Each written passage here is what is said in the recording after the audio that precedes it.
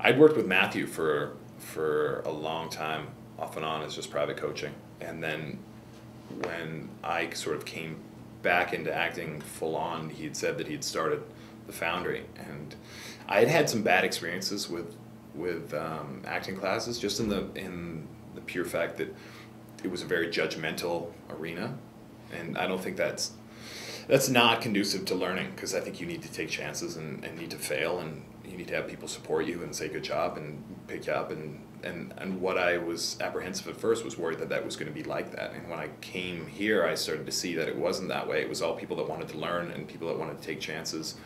And it's obviously set by teachers who are going to say, this is the way my classroom is going to be. And so for me, it was great to go in and just start to sort of break myself down and my defense mechanisms, and really actually start to act in a way,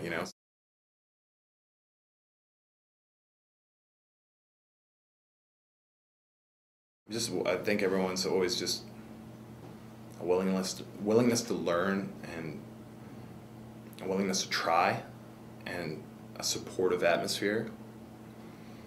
I mean, and a ton of experience. Just good people.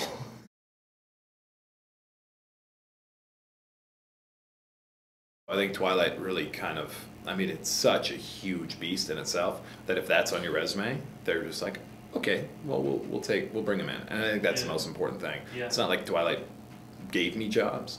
No. It's more like it gave me the opportunity to walk through the door where normally they would say, not yet. You still got to prove yourself. You still got to walk in there and bring everything for that moment. You can't just go in there and rely, and that in itself is just the game. Like, you can't walk in there and take a day off.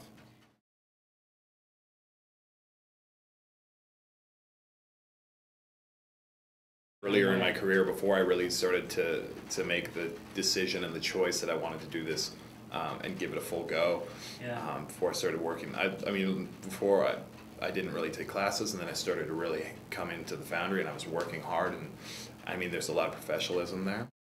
I also did a lot of self-reflection, and was like, where am I at? What do I want to do? And then made a choice, and then decided that it was time to be professional. Like, you can't just, it's like any job, you can't half-ass it. The sort of, in the garden, the weeds will get just weeded out, and the people who put the work in get the work. The fact that I was bouncing back and forth with sport still, and when that door closed, I really kind of said, this acting thing always was there, and it always was sort of on the back burner, but it was always there. And I sort of thought to myself, well, why is it always there? And do I really enjoy it? Because that was really the question. Because you just don't want to do anything if you don't enjoy it. Yeah. So I really just sat there and said, yeah, you know what? I have a lot of fun when I'm working. But how do I work? Well, I've got to put the work in, at auditions, at classes, wherever, to get the actual job. Because once you're on set, it's a lot of fun. And so I think when I was around 26, I really kind of looked at it and said, you know what? I got to do this professionally. I've got to take it seriously.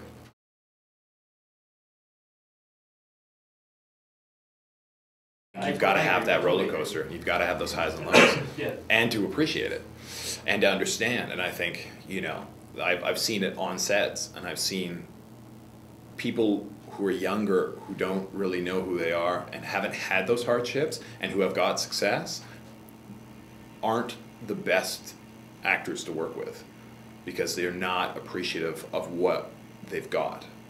Because until you've been flat broke, and until you've been scraping by, and until you've had those times where you're sitting there looking in the mirror going, oh my God, am I terrible? Can I not do this?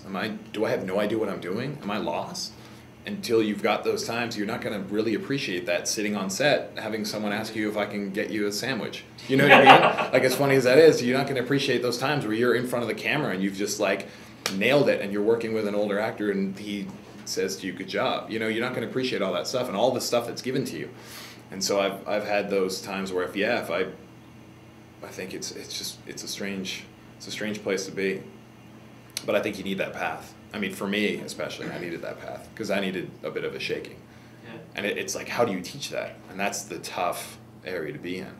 But I think you can teach professionalism, and I think you can lead by example, and I think that's what I got a lot when I came to the Foundry.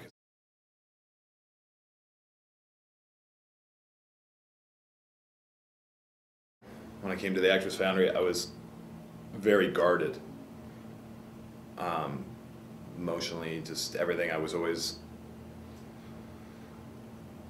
I never, you know, I was guarded, but I never really trusted myself to just be who that character is and just do the work and just let it happen, because I was always worried about judgment. And I found that when I came here, the judgment disappeared when I started to trust myself and just be that character and do the work. And it just gave me confidence, which was what I was searching for.